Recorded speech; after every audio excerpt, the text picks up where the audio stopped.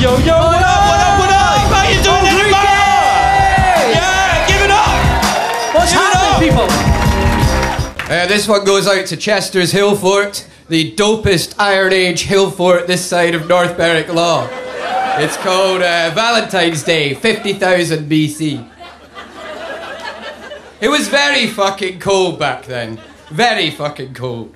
Way back, when the sea was choppy and the ground was rough and you could barely move for all the extinct stuff, when life was nasty, brutish and short. Everybody lived in their own wee fort at the top of a hill, surrounded by sheep and probably mammoths too. Sleep was hard to come by, partly on account of the terrible cold, but also there wasn't that much in the way of pillows. And so the whole idea of trying to stay mellow was an unknown luxury. Despite this, the situation, though never bliss, wasn't all that bad. They had tools and fur and fun going mad at the mammoths and the gods in the sea. And like those bonobo chimps on TV, they fucked all the time. I'm still not sure why they couldn't have just stopped there. But possibly because there was a lack of pillows, and the nights were long and black, and a body soft and warm. Well, it's no surprise things took this form. And yet, I don't know how they did it. That moment when it's first articulated, ugh, ugh, ugh, ugh, ugh, ugh, ugh. And then what happened? A snog, a snuggle, a shag, a sprint about the hills, an epoch-making song of thrills. How would they have known what love is before love is? How did they mark the traces? What use are the steps that passion dances without performative speech utterances?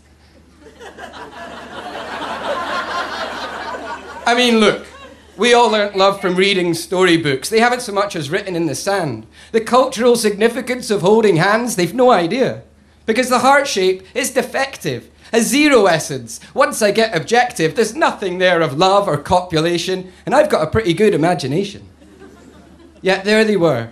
I'd speculate on what we'd call a second date, when something in the glinting sun led them to count but stop at one. They turned and to each other gazed and spoke, and from their lips a phrase each uttered, both shocked to discover that each had called the other lover. Then from the roots they plucked two flowers, made each say mine and mine is yours, and tied the stems together to say that this is we and that is they. A romp through prehistory, sailed with a kiss and released with a nudge and a whisper.